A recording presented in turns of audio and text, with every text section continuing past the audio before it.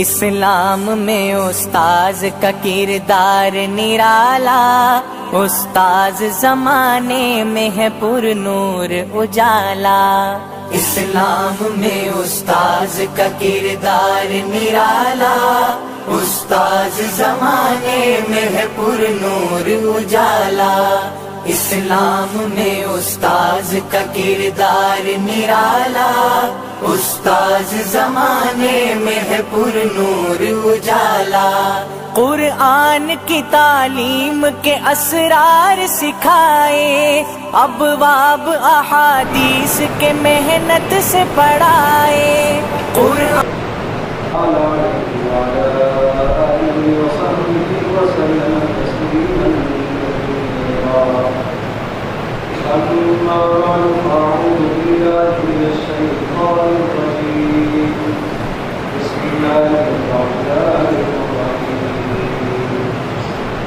ظهر الفساد في البر والبحر بما كسبت أيدي الناس ليذيقهم بعض الذي عملوا لعلهم يرجعون۔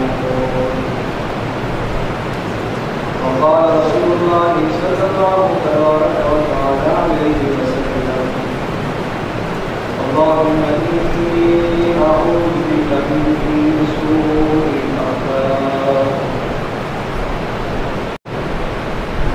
گرامی قدر حاضرین اور سامعین، السلام علیکم ورحمۃ اللہ تعالی وبرکاتہ۔ سلام کے بعد سب سے پہلے تمہیں میرے انتہائی لائق اور انتہائی قابل احترام اور میرے انتہائی پیارے دوست مولانا فضل الرحمان اشکندی صاحب، ان کا میں دل سے شکریہ ادا کرتا ہوں کہ انہوں نے مجھے آپ کے سامنے کچھ معروضات گزارشات پیش کرنے کا موقع فراہم کیا،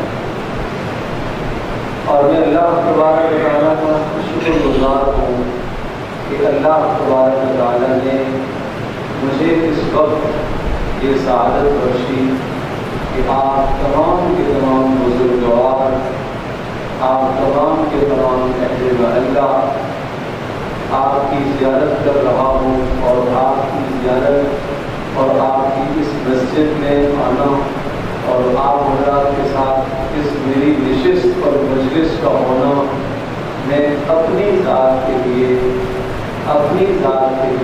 باعث نجات سمجھتا ہوں۔ اللہ پاک میری اس مجلس کے تو میں نجات فرما دے، اور اللہ جل جلالہ میری بخشش اور مغفرت کا فیصلہ فرما دے۔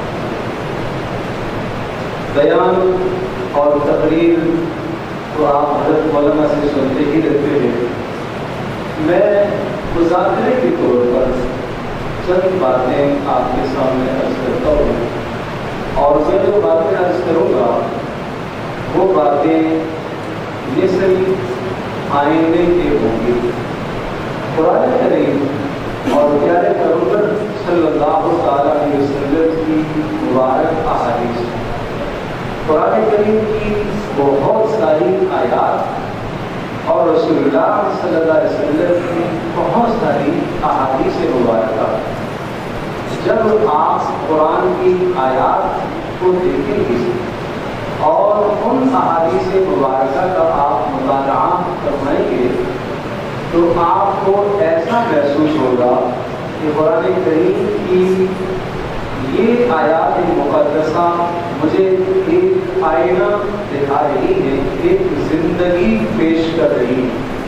مجھے اپنے آپ کو ان آیات کے سامنے پیش کر کے یہ فیصلہ کرنا ہے کہ قرآن کریم میں جو یہ صفات بیان فرمائی ہیں کیا یہ میرے اندر ہے یا نہیں۔ ٹھیک ہے، تو ذکر موقوف کر دیں گے اور توجہ سے بات سنیں گے۔ ما جعل اللہ لرجل من قلبین فی جوفہ، اللہ پاک نے کسی کے سینے میں دو دل نہیں رکھے کہ ایک دل ذکر میں مشغول ہو اور ایک بات سننے میں مشغول ہو، ایک ہی کام ہو سکتا ہے۔ اور یہ سننا، قرآن کی بات، حدیث کی بات سننا، یہ ہمارے لیے بڑی بنیاد، ہمارے ایمان کی ضرورت ہے۔ جس طرح سے ہمارے جسم کی غذا ہے، اسی طرح سے ہماری روح کی بھی غذا ہے۔ اور یہ قرآن و سنت کی بات سننا، یہ ہماری روح کی غذا ہے۔ اگر جسم کو آپ خوراک نہیں دیں گے، 3 دن نہیں دیں گے تو موت واقع ہو جائے گی۔ جسم کو آپ خوراک نہیں دیں گے، یعنی قرآن و سنت کی بات نہیں سنیں گے، ایسی مجالس میں نہیں بیٹھیں گے، توجہ سے نہیں سنیں گے، تو نتیجہ یہ نکلے گا کہ روح کی موت ہو جائے گی، روح آپ کی بے جان ہو جائے گی۔ جب جسم مردہ ہو جاتا ہے تو کیا ہوتا ہے؟ جسم سے تعفن، بدبو پیدا ہونا شروع ہو جاتی ہے۔ وہ لاش کہیں بھی رکھی ہوئی ہو تو آدمی وہاں بیٹھ نہیں سکتا، چاہے وہ ماں کی ہو، چاہے وہ باپ کی ہو، چاہے وہ بیٹے کی ہو، چاہے وہ بیوی کی ہو، چاہے وہ شوہر کی ہو، کوئی بھی ہو۔ اب اس لاش کو آدمی وہاں برداشت نہیں کر سکتا، کیوں؟ تعفن پیدا ہو، موت آ گئی۔ جب روح پر موت آ جاتی ہے تو روح بھی اتنی متعفن ہو جاتی ہے، ایسی بدبودار ہو جاتی ہے، جیسے اس جسم کی بدبو ہم محسوس کرتے ہیں، روح جب بدبودار ہوتی ہے تو اس روح کی بدبو ملائکہ محسوس کرتے ہیں۔ جیسے حدیث پاک میں آدمی جھوٹ بولتا ہے تو اس جھوٹ کی بدبو کی وجہ سے فرشتہ میلوں دور بھاگ جاتا ہے۔ گناہ کی نحوست اور گناہ کی نجاست اور گناہ کی بدبو ہوتی ہے تو روح مر جاتی ہے اور روح میں بدبو پیدا ہو جاتی ہے۔ تو معلوم ہے جب روح مر جائے تو کیا نقصان ہوتا ہے؟ روح مر جائے تو نمبر 1، نیک مجلس میں بیٹھنے کو جی نہیں چاہتا۔ نمبر 2، قرآن کریم کی تلاوت کرنے کو جی نہیں چاہتا۔ نمبر 4، مسجد میں، نمبر 3، مسجد میں آنے کو جی نہیں چاہتا۔ اور نمبر 4، موسیقی اور گناہوں کی جگہ پر جانے کا جی چاہنے لگتا ہے، دل لگتا ہے۔ نیک مجالس میں دل نہیں لگتا، گناہوں کی مجالس میں آدمی کا دل لگنے لگتا ہے۔ یہ اس کا مطلب ہے کہ اس کی روح بن چکی ہے۔ تو اس جملے سے بھی میں عرض کروں گا کہ ہم اپنا احتساب کر لیں کہ ہم کہاں کھڑے ہیں۔ تو میں یہ عرض کر رہا تھا کہ قرآن پاک میں اور رسول اللہ صلی اللہ علیہ وسلم کی احادیث مبارکہ میں بہت سارے مضامین ایسے ہیں جو مثل آئینے کے آدمی اپنے آپ کو ان کے سامنے پیش کرے اور پھر اپنی زندگی کا محاسبہ کرے کہ یہ چیزیں میرے اندر موجود ہیں کہ نہیں۔ میں چند مثالیں عرض کرتا ہوں۔ پیارے پیغمبر صلی اللہ علیہ وسلم کی احادیث میں آپ نے فرمایا الکیس من دان نفسہ وعمل لما بعد الموت۔ عقل مند کون ہے؟ آپ سے پوچھا گیا عقل مند کون ہے؟ ہم سب، میں بھی کہوں گا میں بھی عقل مند، آپ کہیں گے میں بھی عقل مند، یہاں تک کہ کسی پاگل دیوانے سے پوچھو گے تو وہ بھی کہے گا مجھ سے زیادہ عقل مند تو کوئی نہیں۔ ہر آدمی اپنے آپ کو حرف کل سمجھتا ہے، اپنی بات کو حرف آخر سمجھتا ہے، اس لیے کہ وہ کیا کہتا ہے میں سمجھدار آدمی۔ کیا میں جو اپنے آپ کو سمجھدار سمجھ رہا ہوں، میں جو اپنے آپ کو عقل مند سمجھ رہا ہوں، کیا پیارے پیغمبر صلی اللہ علیہ وسلم کی نظروں میں اور اللہ تبارک و تعالیٰ کے یہاں بھی میں عقل مند ہوں کہ نہیں ہوں؟ تو رسول اللہ صلی اللہ علیہ وسلم نے ایک ارشاد فرمایا وہ آئینے کی طرح ہے، آپ دیکھ لیں کہ میں وہاں موجود ہوں کہ نہیں، وہاں میرا چہرہ نظر آ رہا ہے کہ نہیں۔ الکیس من دان نفسہ، دو نشانیاں بتائی، عقل مند وہ ہے جو اپنے نفس پر قابو پا لے، غصہ آیا نفس پر قابو پا لیا، حرام سامنے آیا، منافع زیادہ نظر آیا، نفس پر قابو پا لیا لیکن حرام کی طرف ہاتھ نہیں بڑھایا، یہ ہے نفس پر قابو پانا۔ بد نظری کرنے کا جی چاہا لیکن نفس پر قابو پا لیا، بدنظری نہیں کی، نظر نیچے کر لی۔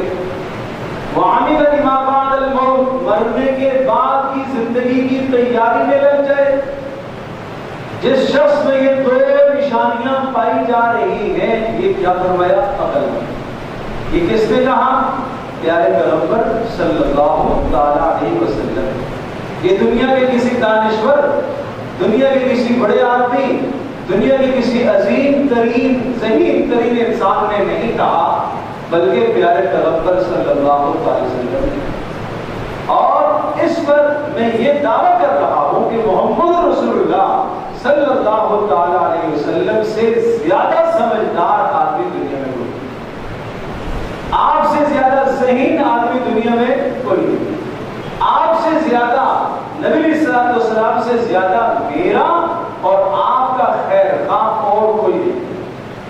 یہاں تک کہ النبی اولیٰ بالمؤمنین من انفسہم، یہاں تک کہ جتنا میں اپنی ذات کے بارے میں خیر خواہ ہوں، رسول اکرم صلی اللہ تعالی علیہ وسلم میری ذات کے بارے میں بھی مجھ سے زیادہ خیر خواہ ہے، مجھ سے زیادہ خیر خواہ۔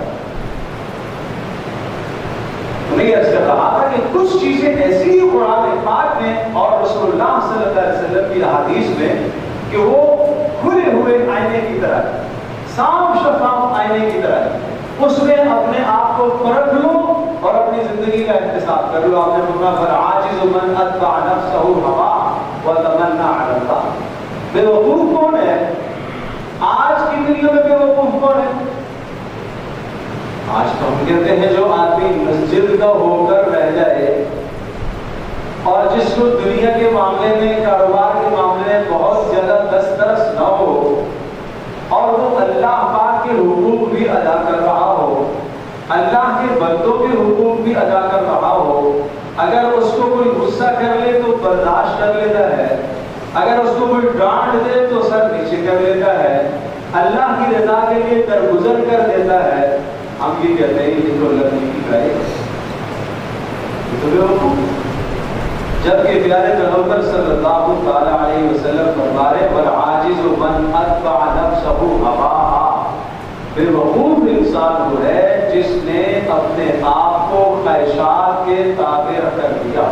ہر اندر سے اٹھنے والا جذبہ، ہر اندر سے اٹھنے والی چاہت کو جس نے پورا کرنا شروع کیا، والعاجز من اتبع نفسه هواها وتمنى على الله، اپنی خواہشات کو پورا کر رہا اور آرزو اور امید اللہ پر لگائے ہوئے ہے بغیر عمل کیے کہ اللہ معاف کر دے گا۔ رسول اللہ صلی اللہ علیہ وسلم کے فرمان کے مطابق یہ بے وقوف ہے۔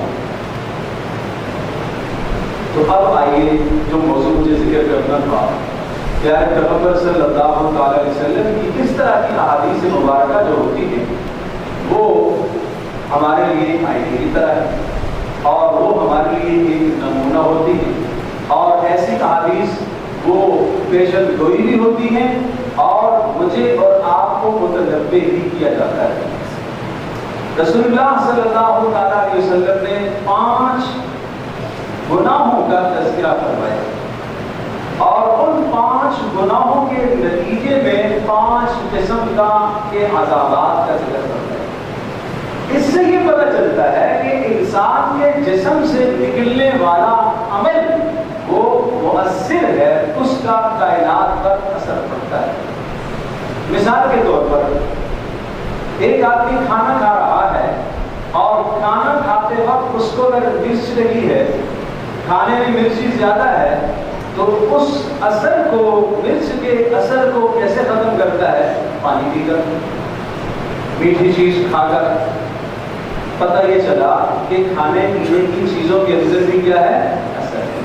وہ انسان کے جسم پر کیا ہوتی ہیں؟ اثر انداز ہوتی ہیں۔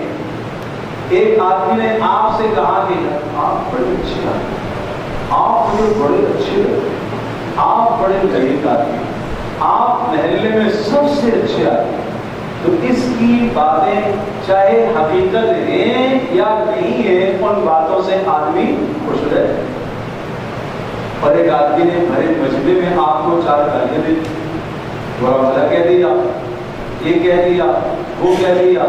وہ امام غزالی رحمۃ اللہ علیہ کے متعلق آتا ہے تو ان سے کسی شخص نے کہا کہ آپ کہتے ہیں کہ اللہ کا کلام مؤثر ہے اور آپ اسے پڑھ کر کسی پر دم کرتے ہیں تو اس سے اثر ہوتا ہے, یہ میں نہیں مانتا. دیکھا اچھا, حضرت نے 4-6 اسے گالیاں دے دی. جب گالیاں دے دی تو اس کا چہرہ بگڑ گیا. کیا ہوا؟ آپ نے یہ بروبر کیوں کہا, مجھے کیوں گالیاں دی آپ نے؟ کہا جب محمد بن محمد غزالی کے کلام میں اتنا اثر ہے کہ آپ کا چہرہ بدل گیا تو اللہ کے کلام میں اثر نہیں ہے. کیوں تم یہ کہتے ہو کہ اللہ کے کلام میں اثر نہیں ہے؟ وَنُنَزِّلُ مِنَ الْقُرْآنِ مَا هُوَ شِفَاءٌ وَرَحْمَةٌ لِّلْمُؤْمِنِينَ. اس قرآن کریم میں ظاہری بیماریوں کی بھی شفا ہے, باطنی بیماریوں کی بھی شفا ہے. اس میں شفا ہے. اگر ایک آدمی تلاوت کرتا ہے اور اس کا دل مردہ ہو چکا ہے, جو پہلے میں نشانیاں بتا چکا ہوں, اگر اس کا مرا ہوا دل ہے اور وہ نیت کر کے تلاوت کرے کہ میں اس نیت سے تلاوت کرتا ہوں کہ میرے دل کی سختی ختم ہو جائے, طے شدہ بات ہے اس نیت کی برکت سے اللہ تبارک و تعالیٰ اس کے دل کی قساوت اور سختی کو ختم کر دے گا. کیوں؟ قرآن کریم کے اندر شفا. ایک آدمی کے اندر دنیا کی محبت ہے, ایک آدمی کے دل میں کسی کی ناجائز محبت آ گئی ہے اور اس ناجائز محبت سے جان چھڑانا چاہتا ہے, وہ آئے قرآن کریم کی تلاوت کرے, اس نیت سے تلاوت کرے کہ قرآن کریم کے اندر اللہ نے اثر رکھا ہے اور یہ دلوں کی شفا ہے, صدور کی شفا ہے, تو اللہ تبارک و تعالیٰ اس تلاوت کی برکت سے اس روحانی بیماری سے اللہ اسے خلاص عطا کرتا ہے.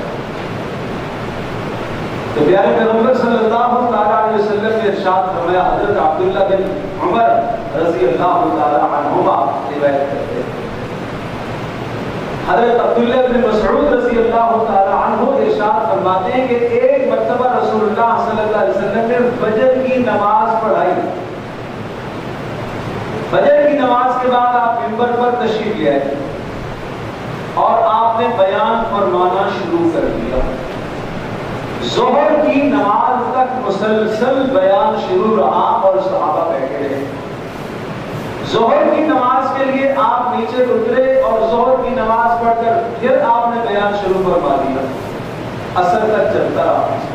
عصر کی نماز کے بعد پھر منبر پر تشریف لے گئے مغرب تک, اور مغرب کی نماز کے بعد پھر آپ منبر پر تشریف لے گئے عشاء تک, اور عشاء کے بعد پھر رات گئے تک. دنیا میں کوئی ایسا خطیب نہیں ہے جس نے اتنا لمبا خطبہ دیا. دنیا میں کوئی ایسے سامعین نہیں ہیں جیسا صحابہ کرام رضی اللہ تعالی عنہم اجمعین نے سنا. یہاں تو مجھے خیال نہیں ہے مولانا کی ماشاءاللہ معتقد ہو گئے, ورنہ ہمارے یہاں تو 2 منٹ اوپر ہو جائے گی تو تیور خراب ہونا شروع ہو جائے. آج تو ملسہ کو مدنی کیا ہو گیا, آج تو بڑی دیر کر دی ہے انہوں نے, ہر بار گھڑیوں کو دیکھتے, بار گھڑیوں کو دیکھتے. تو میرے پیارو کہاں آئے ہو اللہ کی طرف؟ اس سے زیادہ کوئی اچھی جگہ ہے؟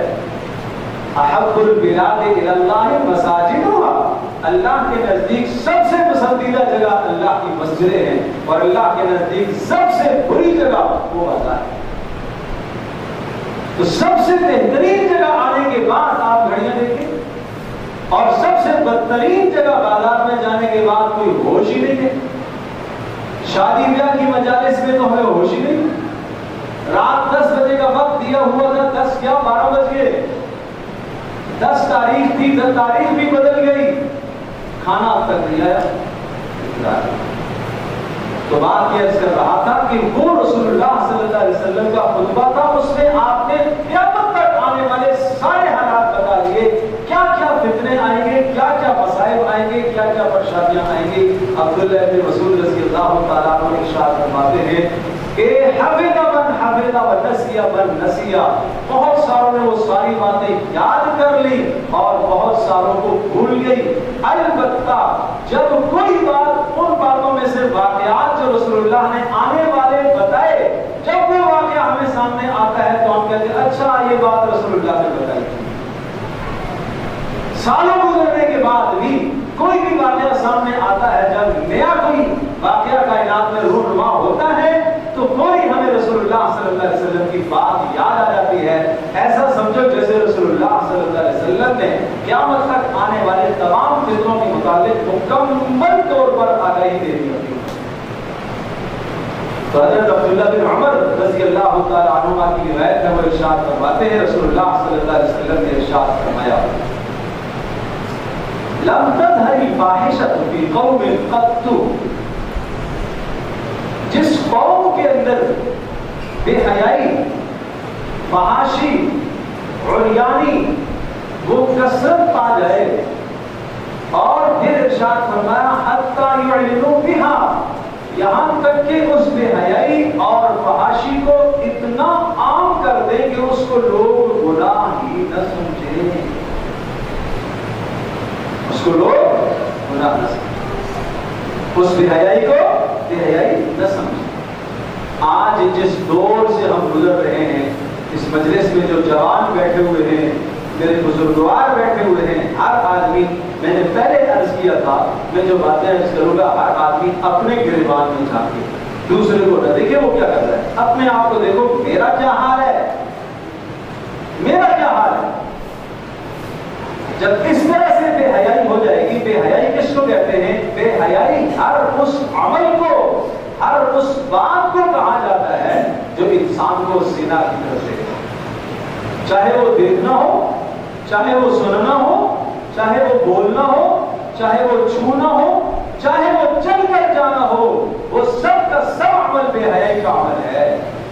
یہ جو رات گئے تک ہمارے جوان دوست اور ہماری بیٹیاں جو میڈیا پر بیٹھ کر اور لغویات اور فضولیات میں اپنی رات گزارتے ہیں اور گزارتی ہیں، کبھی کبھی ہم تاریخ میں پڑھا کرتے تھے کہ حضرت عثمان رضی اللہ تعالی عنہ وہ صحابی ہیں، اور حضرت عبداللہ بن عمر بن عاص رضی اللہ تعالی عنہما وہ صحابی ہیں جنہوں نے ساری کی ساری رات قرآن کے ساتھ گزار دی.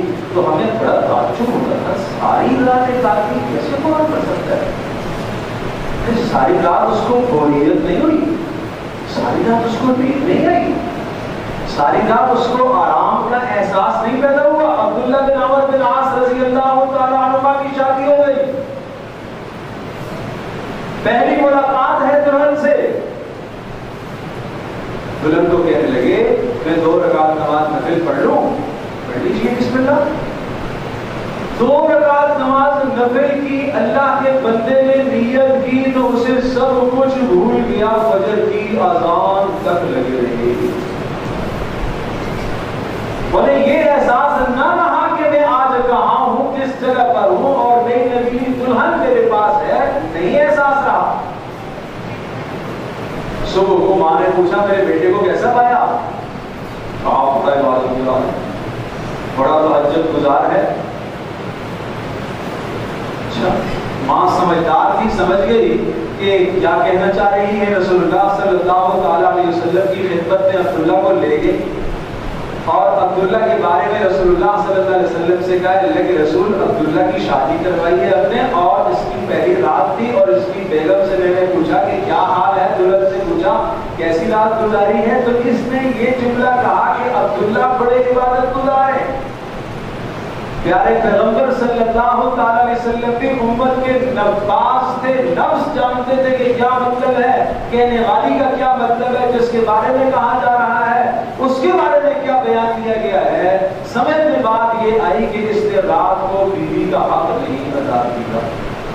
تو رسول اللہ صلی اللہ علیہ وسلم نے اعتدال بتایا، عبداللہ ان لجسدک علیک حقا، عبداللہ تیرے جسم کا تیرے اوپر حق ہے، وَإِنَّ لِزَوْجِكَ عَلَيْكَ حَقًّا، بیوی کا حق ہے، وَإِنَّ لِرَبِّكَ عَلَيْكَ حَقًّا، اور تیرے رب کا تیرے اوپر حق ہے، وَإِنَّ لِعَيْنَيْكَ عَلَيْكَ حَقًّا، اور ان دونوں کا، دونوں آنکھوں کا بھی تیرے اوپر حق ہے. فَأَعْطِ كُلَّ ذِي حَقٍّ حَقًّا، ہر حق والے کو اس کا حق. بس یہ اعتدال سمجھا دیا کہ عبداللہ ایسا نہیں، یعنی روکا جا رہا ہے کہ ساری رات عبادت بڑھنے نہ لگ، بیوی کا بھی حق ادا کر، اپنے جسم کا بھی حق ادا کر، اپنی آنکھ کا بھی حق ادا کر۔ تو یہ اندازہ کیجئے کہ ان لوگوں کو عبادت کے ساتھ ایسا شغف تھا، قرآن کریم کے ساتھ ایسی لگن تھی، ایسی محبت تھی، ساری رات گزار دیتے تھے، لیکن احساس اور شعور تک نہیں ہوتا تھا۔ آج میرا جوان، آج میرا بھائی، آج میرا بیٹا، آج اس معاشرے کا جوان ساری رات انٹرنیٹ پر بیٹھ کر وقت ضائع کر دیتا ہے، بجٹ کی ہزاریں ہو جاتی ہیں، اسے پتہ بھی نہیں۔ یہ بے حیائی نہیں ہے تو کیا ہے؟ کیا اس نے آنکھ کا حق ادا کیا؟ کیا اس نے رب کا حق ادا کیا؟ کیا اس نے بیوی کا حق ادا کیا اگر شادی شدہ ہے تو؟ کیا اس نے اپنے جسم کا حق ادا کیا؟ نہیں کیا۔ تو کیا اسے پوچھا نہیں جائے گا کہ یہ آنکھ اس مقصد کے لیے دی گئی؟ کیا یہ کان اس مقصد کے لیے دیے گئے تھے؟ کیا یہ ہاتھ پیر اس مقصد کے لیے دیے گئے تھے؟ کیا یہ اس سے سوال نہیں ہوگا؟ یعلم خائنۃ الاعین وما تخفی الصدور، اللہ تبارک و تعالیٰ تیری آنکھ کی خیانت کو بھی جانتا ہے، ارے آنکھ کی خیانت کے بعد آنکھ کا جھپکنا بھی وہ جانتا ہے، اور تیرے دل میں جو غلط خیال آیا اس خیال سے بھی اللہ آتا ہے۔ کہاں چھپو؟ یہ میرے اور آپ کے ہاتھ پیر یہ میرے تو نہیں ہیں۔ آپ کہو میرا ہاتھ ہے، آپ کہو میرا ہاتھ ہے، آپ کہو میرا پیر ہے، میری آنکھ ہے، اور میرے عزیز یہ اللہ پاک کی امانتیں ہیں، یہ اللہ نے استعمال کے لیے دیے ہوئے ہیں، یہ قیامت کے دن میرے اور آپ کے خلاف گواہ ہوں گے۔ اليوم نختم على افواہہم، زبانوں پر مہر لگ جائے گی، وتکلمنا ایدیہم، یہ ہاتھ بولے گا۔ اس نے رات کو کیا کیا ٹائپ کیا تھا، اس نے کیا کیا میسج لکھے تھے، یہ ہاتھ بولے گا۔ یہ انگلیاں بتائیں گی یہ کہاں کہاں پڑی تھی، ان سے کیا کیا لفظ لکھے گئے تھے، بے حیائی کے کتنے الفاظ لکھے گئے تھے۔ اس نے کبھی اپنی ماں کو یہ نہیں کہا کہ میں آپ سے محبت کرتا ہوں، اس نے کبھی اپنے باپ کو نہیں کہا کہ میں آپ سے محبت کرتا ہوں، اس نے کبھی اپنی بہن سے نہیں کہا کہ مجھے آپ سے محبت ہے۔ یہ کیوں ناجائز جگہ پر جا کر کہتا ہے کہ آئی لو یو؟ یہ اس کا ایمان کیسے گوارا کرتا ہے؟ اس جوان کو سمجھنا چاہیے، اس معاشرے کے اس انسان کو سمجھنا چاہیے کہ اس کی زندگی کا یہ عمل کتنا بدترین عمل ہے۔ رسول اللہ صلی اللہ تعالیٰ علیہ وسلم نے ایسی سخت نفسیاتی مار دی ایک شخص کو، ایک شخص نے آ کر کہا کہ رسول مجھے زنا کی اجازت دیجیے۔ صحابہ اٹھ پڑے، اجازت دیں، ہم اس کو مار دیں۔ رسول اللہ صلی اللہ علیہ وسلم کے کریمان اخلاق پر قربان جاؤں، میرے ماں باپ پر قربان جائے، میری ساری زندگی، میری اولاد، میرا مال، میرا سب کچھ پیارے پیغمبر صلی اللہ علیہ وسلم پر قربان جائے۔ آپ کے کیا خوبصورت الفاظ تھے، اور کیا آپ کی تربیت کا انداز تھا، اور کیا آپ نے سامنے والے کو نفسیاتی مار دی۔ آپ نے ڈنڈا نہیں مارا، کیا آپ سے بلایا اسے، آپ نے یہ ارشاد فرمایا مجھے یہ بتاؤ تم جس کے ساتھ، کیا تم چاہتے ہو تیری ماں کے ساتھ کوئی زنا کرے؟ نہیں اللہ کے رسول۔ تم چاہتے ہو تمہاری بہن کے ساتھ کوئی کرے؟ نہیں اللہ کے رسول۔ تم چاہتے ہو تمہاری پھوپھی، تمہاری خالہ، تمہاری بیٹی، سارے محرم رشتے کے بھائی ان کے ساتھ کوئی برائی کرے؟ اس نے کہا نہیں اللہ کے رسول، میں تو یہ نہیں چاہتا۔ تو پھر آپ نے فرمایا جب تو یہ نہیں چاہتا ہے تو جس کے ساتھ تو کرے گا وہ بھی کسی کی بیٹی ہوگی، کسی کی ماں ہوگی، کسی کی۔ وہ جوان کہتا ہے اللہ کی قسم، اللہ کی قسم، اللہ کی قسم، زندگی بھر زنا کا خیال نہیں ہے، اللہ کی قسم زندگی بھر زنا اور بے حیائی اور برائی کا خیال تک نہیں ہے۔ اللہ اکبر۔ آپ نے میرے سینے پر ہاتھ رکھا اور یہ دعا پڑھی، اللہ طاہر قلبہ، اللہ اغفر لذنبی، اے اللہ اس کے گناہ کو معاف کر، وطاہر قلبہ، اے اللہ اس کے دل کو پاک کر، وحسن فرجہ، اے اللہ اس کی شرمگاہ کو حفاظت۔ کہتے زندگی بھر خیال ہے۔ تو جن جوانوں کو گناہوں کے خیال آتے ہیں، رسول اللہ صلی اللہ علیہ وسلم کی اس دعا کو وہ پڑھا کریں، سینے پر ہاتھ رکھ کر اسی نیت سے پڑھا کرے۔ پیارے پیغمبر صلی اللہ علیہ وسلم نے ایک شخص کی اصلاح فرمائی ہے، چلو میں بھی پڑھتا ہوں، اس دعا کی برکت سے اللہ پاک میرے دل سے بھی اندر سے گندے اور برے خیالات کو اللہ کو پاک کرے۔ اس لیے آپ نے فرمایا کہ جب اس قسم کی بے حیائی معاشرے کے اندر وجود پا جائے تو کیا سزا ہوگی پھر معاشرے کو، اللہ پاک کی طرف سے کیا فیصلہ آئے گا۔ مت سوچئے گا کہ اللہ پاک کی طرف سے وہ عذاب آئے گا جیسے قوم نوح پر مت یہ کہیے گا کہ عذاب اس کو کہتے ہیں کہ جیسا کہ حضرت صالح علیہ السلام کی قوم پر آیا. مت یہ سوچیے گا کہ صرف عذاب وہی ہے جو حضرت لوط علیہ السلام کی قوم پر آیا. مت یہ سوچیے گا کہ سمندر میں ڈوب گئے بنی اسرائیل موسیٰ علیہ السلام کے مد مقابل فرعونی شاید عذاب اس کو کہتے ہیں. میرے عزیز اللہ تبارک و تعالیٰ عذاب کی کسی بھی شکل کا پابند نہیں. اللہ عذاب کو کسی بھی شکل میں لا سکتا ہے. رسول اللہ صلی اللہ علیہ وسلم نے فرمایا جب یوں بے حیائی عام ہو جائے گی تو عذاب کیا ہوگا؟ آپ نے ارشاد فرمایا عذاب یہ آئے گا ایسی ایسی بیماریاں معاشرے میں وجود میں آ جائیں گی جن بیماریوں کا تذکرہ تمہارے آباء و اجداد کی زبان میں. مجھے بتاؤ نا آج ایسا ہے؟ آج جدید ٹیکنالوجی کہاں سے کہاں پہنچ، آج ترقیاتی نظام کہاں سے کہاں پہنچ، آج میڈیکل کا نظام کہاں سے کہاں تک جا پہنچا، کتنی تحقیقات. لیکن جیسے جیسے تحقیقات بڑھتی جا رہی ہیں بیماریوں کا بھی اضافہ ہو رہا ہے. تو پتہ یہ چلا کہ اس بدترین عمل کی یہ سزا معاشرے پر مسلط ہوگی. ایسی ایسی امراض آئیں گی، بیماریاں آئیں گی جن کا پہلے تصور نہیں تھا. یہ فلاں وائرس، یہ کورونا وائرس آ گیا، یہ ڈینگی وائرس آ گیا، یہ فلاں بخار آ گیا، یہ فلاں بخار آ گیا. ہر سال کے بعد ایک نئی بیماری کا ہم نام سنتے ہیں. یہ کیوں آ رہی ہے؟ ظاہری اسباب کچھ بھی ہوں، ظاہری اسباب کے پیچھے باطنی اسباب بھی ہوا کرتے ہیں. دوسری بات کہنا چاہے پیغمبر صلی اللہ علیہ وسلم نے ارشاد فرمایا ما نقص فی مکیال الانسان، جب ناپ تول میں کمی کر لیں گے، جب ناپ تول میں کمی کریں گے اخذوا بالسنین، کہا سالی میں مبتلا ہو جائیں گے، وشدت المؤونۃ، اور سخت حالات پیدا ہو جائیں گے، وجور الحکام، اور ظالموں کا اور بادشاہوں کا ظلم آنا شروع ہو جائے گا. کیا ہوگا جب ناپ تول میں کمی؟ میرے عزیز دوستو سمجھیے گا میری بات. ناپ تول میں کمی کا مطلب یہ نہیں ہے کہ وہ جو دکاندار کریانہ اسٹور پر بیٹھا ہوا ہے اور جناب وہ دال چاول اور چینی بیچتا ہے اور اس نے جناب کلو کے بجائے تھوڑا سا کم کر کے دے دیا تو آپ کہیں گے کہ اس نے ناپ تول میں کمی کر دی. وَيْلٌ لِّلْمُطَفِّفِينَ، تطفیف کمی کرنے والوں کے لیے اللہ نے فرمایا کہ تباہ ہیں. کمی کرنے والے کیا ہیں؟ فرنیچر مارکیٹ، اس میں بھی کمی، اس میں بھی کمی ہے. جو سامان، جس سامان کا آپ نے پیسہ لیا وہ سامان اگر آپ نے نہیں لگایا تو آپ کی 8 گھنٹے کی ملازمت کر کے آپ پیسہ کماتے ہیں. 8 گھنٹے کی نوکری کر کے ایک آدمی تنخواہ لیتا ہے اور یومیہ 8 گھنٹے کی اسے تنخواہ مہینے کے بعد ملتی ہے، لیکن 8 گھنٹے وقت کو نہیں دیتا، 7.5 گھنٹے دیتا ہے. 8 بجے پہنچنا تھا، 8:15 بجے پہنچا. گھڑی دیکھی جناب مالک نے، بھائی جی 15 منٹ ہی تو لیٹ ہوا، کون سا جرم ہو گیا؟ 5 منٹ ہی لیٹ ہوا. میرے پیارے تو نے 5 منٹ جو لیٹ کیا ہے اس کا مطلب یہ ہوا کہ آپ نے اس ترازو کے اندر ڈنڈی مار دی، آپ نے کمی کر دی. شام 5 بجے چھٹی کرنی تھی، 4:30 بجے چھٹی کر کے آ گیا. مالک آج سر پر نہیں ہے، دوپہر کا وقفہ تھا، کھانے کا اور نماز کا آدھے گھنٹے کا وقفہ تھا، وہ 1.25 گھنٹہ لے گیا.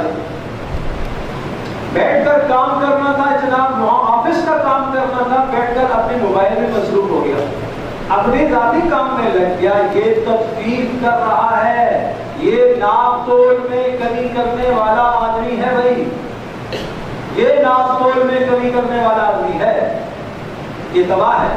وَيْلٌ لِّلْمُطَفِّفِينَ، ناپ تول میں کمی کرنے والے تباہ ہیں. ایک آدمی بیوی کے حق میں کمی کر رہا ہے، بیوی شوہر کے حق میں کمی کر رہی ہے.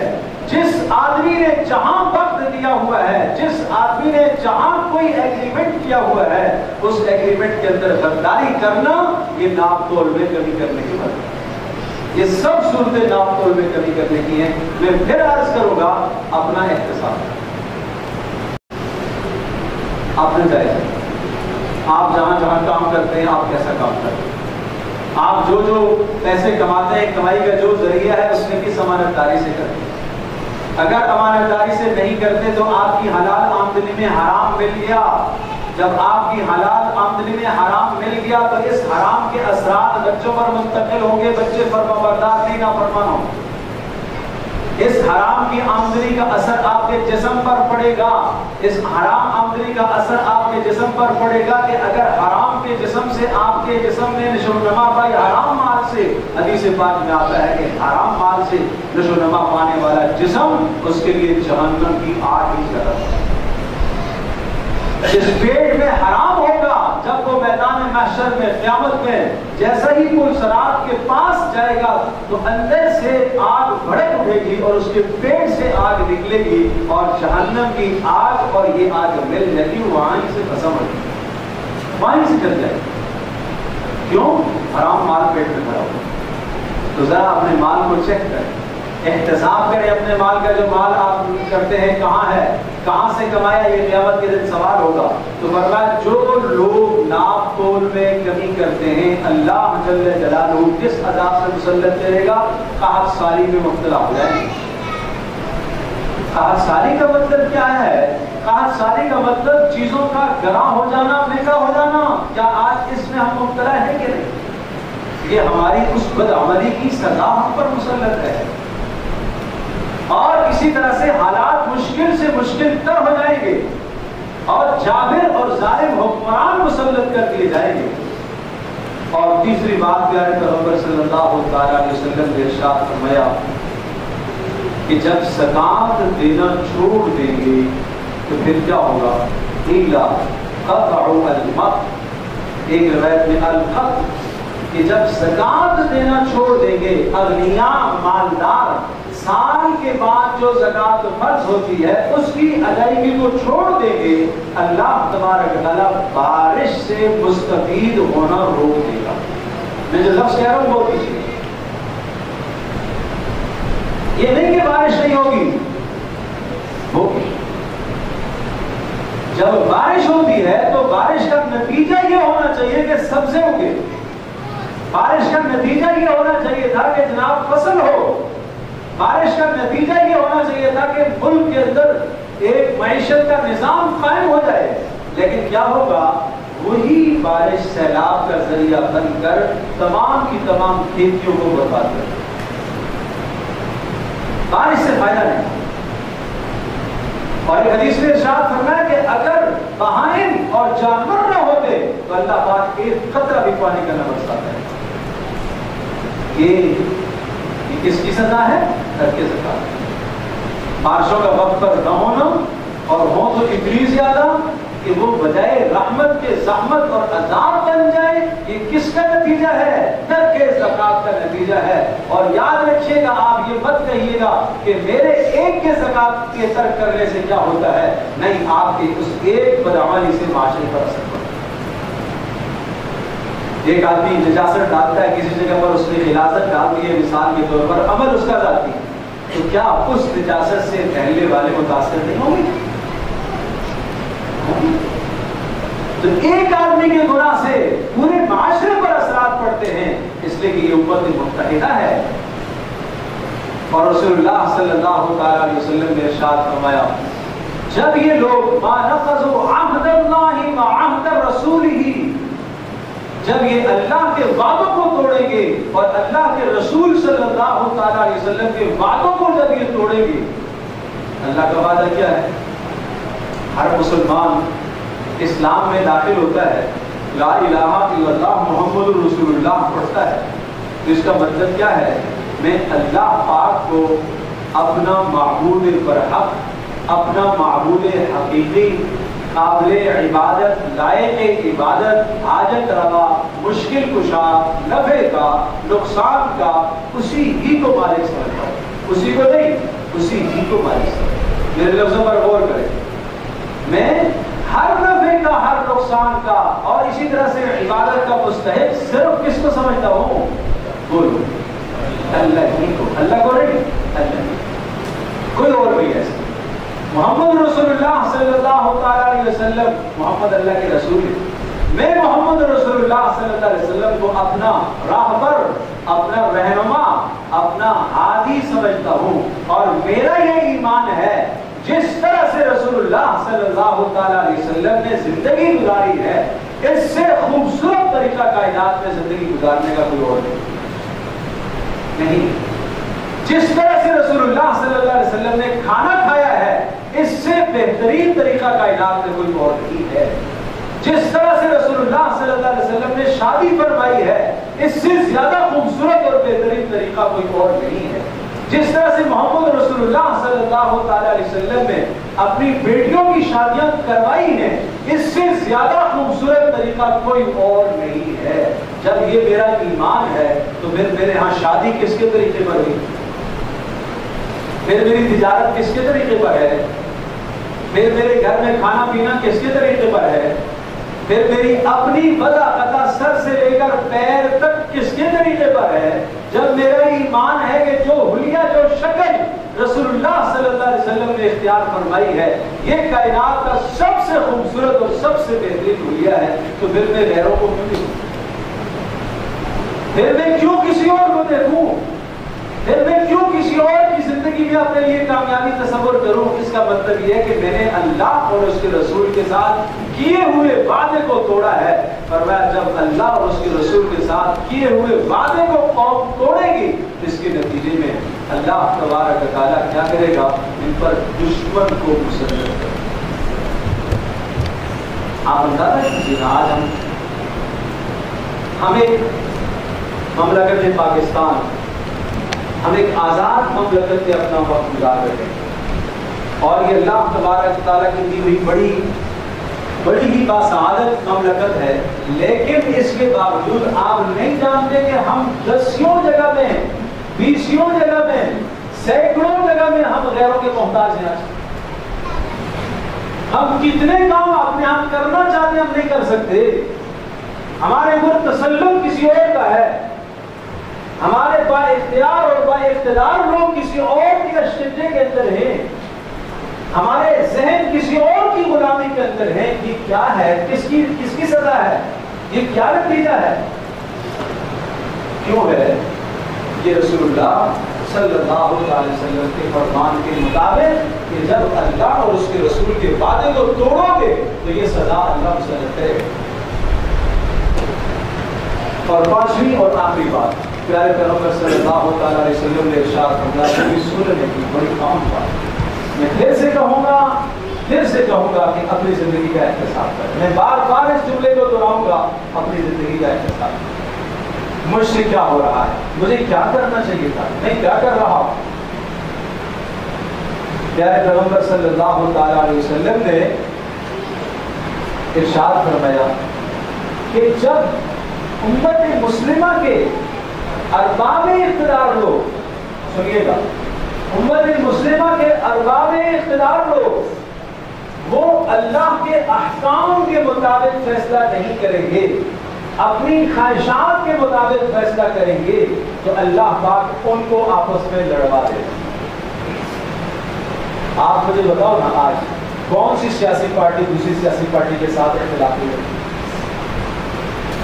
جو ارباب اقتدار ہیں، جو ہم 50 سال سے، جب سے یہ پاکستان بنا ہے ہم دیکھ رہے ہیں، جو بھی اختیار اور اقتدار پر آتا ہے، جب وہ فیصلہ اپنی خواہش کے مطابق کرتا ہے تو اللہ تبارک و تعالیٰ ان کو دوسروں کے ساتھ الجھا دیتا ہے، وہ آپس میں الجھ جاتے ہیں۔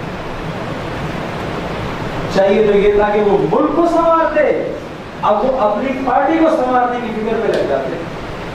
چاہیے تو یہ تھا کہ ملک سے کرپشن ختم کرتے، برائی کو ختم کرتے، لیکن ان تمام کی توجہات اور سب کی کوششیں اپنی مد مقابل پارٹی کو زیر کرنے کے لیے سر پڑ گئی۔ اس کا نتیجہ ہے کہ اللہ پاک کے احکام کے مطابق فیصلہ نہ کرنے کا نتیجہ ہے۔ وَمَن لَّمْ يَحْكُم بِمَا أَنزَلَ اللَّهُ، جو اللہ کے فیصلے کے مطابق، اللہ کے حکم کے مطابق فیصلہ نہیں کرے گا، قرآن کہتا ہے فَأُولَٰئِکَ هُمُ الْكَافِرُونَ، اس کا عمل کافرانہ ہے۔ وَمَن لَّمْ يَحْكُم بِمَا أَنزَلَ اللَّهُ فَأُولَٰئِکَ هُمُ الظَّالِمُونَ، جو اللہ کے احکام کے مطابق فیصلہ نہیں کرے گا، اس کا عمل ظالمانہ عمل ہے۔ وَمَن لَّمْ يَحْكُم بِمَا أَنزَلَ انزل اللہ فاولئک هم الفاسقون، اور جو اللہ کے احکام کے مطابق فیصلہ نہیں کرے گا اس کا یہ عمل فاسقانہ فاجرانہ عمل ہے۔ تو آئیے آج اس مجلس میں ہم عہد کرتے ہیں کہ ان 5 قسم کی برائیوں سے ہم اپنے آپ کو بچائیں گے۔ نمبر 1، جب بے حیائی ظاہر ہو جائے اور بے حیائی ہونے لگے تو ایسی ایسی امراض آئے گی کہ جن امراض کا تمہارے آباء و اجداد میں تصور نہیں تھا۔ آؤ آج ہم عہد کرتے ہیں کہ انشاءاللہ میں اپنے آپ کو ہر قسم کی بے حیائی سے بچاؤں گا۔ عہد کرتے ہیں سارے؟ الحمدللہ۔ نمبر 2، جب ناپ تول میں کمی ہوگی تو اللہ تبارک و تعالیٰ اس ناپ تول کی کمی کے نتیجے میں ساری میں مبتلا کرے گا، اور اسی طرح سے حالات سخت سے سخت ہونا شروع ہو جائیں گے، اور اسی طرح سے ظالم حکمران مسلط ہو جائیں گے۔ آئیے ہم عہد کرتے ہیں کہ میں جہاں پر بھی آپ نے ملازمت کیے ہوئے ہوں، جو بھی میں معاش اور کمائی کا ذریعہ اختیار کر رہا ہوں، اس میں انشاءاللہ میں امانت داری سے کام کروں گا۔ سارے عہد کرتے ہیں اس کے انشاءاللہ۔ نمبر 3، جب زکات نہیں دیں گے تو اللہ تبارک و تعالیٰ بارش سے فائدہ روک دے گا۔ آؤ آج طے کرتے ہیں کہ اگر میرے اوپر زکات فرض ہوتی ہے تو میں ہر سال میں زکات ادا کیا کروں گا۔ 100 میں سے اگر 3 آدمی 100 آدمی بیٹھے ہوئے ہوں یہاں مسجد میں، 3 آدمی اٹھ کے چلے جائے، نہیں محسوس ہوگا کوئی کمی کرتے، پتہ چلتا ہے نہیں پتہ چلتا، 100 میں سے 2.5 روپے اگر زکات کے نکل گئے کچھ نہیں محسوس ہوگا، کچھ نہیں پتہ چلے گا میرے عزیزو۔ اس لیے عہد کرو کہ زکات فرض ہوگی، ہم زکات انشاءاللہ ادا کریں گے۔ یہ مال کی محبت جو اندر ہے، جو ایمان کے لیے زہر قاتل ہے، اس کے نکالنے کا مؤثر ترین ذریعہ ہو زکات۔ معاشرے کے اندر غربا کی عادت کرو، غربا کی مدد کرو زکات کے مال سے۔ اس لیے آپ نے فرمایا کہ زکات کیا ہے؟ تؤخذ من فقرائهم وترد الى ضعفائهم، یہ فقراء سے تؤخذ من اغنیائهم وترد الى فقرائهم، یہ اغنیاء اور مالداروں سے لی جائے گی اور اسی ماحول کے معاشرے کے جو فقراء ہیں انہیں دی جائے گی، انہیں دی جائے گی، اور اس سے تمہارا مال پاک ہوگا۔ یہ جو تم مال کے اندر کسی موقع پر جھوٹ بول دیا، کسی موقع پر غلط بیانی سے کام لے لیا، اور اس مال کے اندر جو نجاست آ گئی ہے وہ نجاست صاف ہوگی اس زکات کے ذریعے سے۔ اور آپ نے فرمایا کہ جب اللہ اور اس کے رسول کے وعدوں کو توڑیں گے تو اس کے نتیجے میں اللہ تبارک و تعالیٰ دشمن قوم کو مسلط کرے گا۔ آؤ ہم عہد کرتے ہیں کہ آج کے بعد اللہ سے جو میرا عہد ہے، اللہ کے رسول کے ساتھ جو میرا عہد ہے، میں اس وعدے کو انشاءاللہ پورا کروں گا۔ میں رسول اللہ صلی اللہ علیہ وسلم کی سنت کے مطابق زندگی گزاروں گا۔ بھائی کون کو ارادہ کرتا ہے؟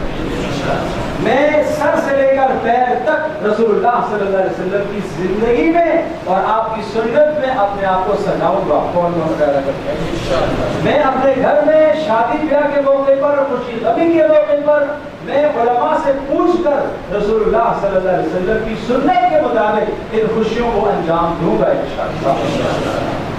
اور آخری بات یہ ہے، پیارے پیغمبر صلی اللہ علیہ وسلم نے ارشاد فرمایا کہ جب قوم کے با اقتدار اور با اختیار لوگ اللہ کے فیصلے کے مطابق، اللہ کے حکم کے مطابق فیصلہ نہیں کریں گے، اللہ باقی ان کے اندر لڑائیاں اور اختلاف پیدا کر دے گا۔ آپ ملک کے وزیر اعظم بھی نہیں ہیں، آپ صدر بھی نہیں ہیں، آپ گورنر بھی نہیں ہیں، آپ کہیں گے میرا اس حدیث اس جملے سے شاید تعلق نہ ہو، تعلق کیسے؟ آپ اگر 10 آدمیوں پر با اختیار ہیں، آپ کے ماتحت 10 آدمی کام کر رہے ہیں نا، تو ان 10 آدمیوں کے درمیان میں فیصلہ کرنا وہ قرآن کے مطابق ہونا چاہیے، وہ سنت کے مطابق۔ آپ یہاں کی با اختیار ہیں، آپ اپنے گھر کے با اختیار ہیں، آپ اپنی فیکٹری کے با اختیار ہیں، آپ اپنے ماحول معاشرے اور محلے کے با اختیار ہے۔ جہاں آپ کو اختیار ہے اس اختیار کے اندر اللہ اور اس کے رسول صلی اللہ علیہ وسلم کے حکموں کو نافذ کرنے کی کوشش کریں۔ اللہ مجھے بھی آپ کو سب کو عمل کی توفیق عطا فرمائے۔ اللہ آپ سب کا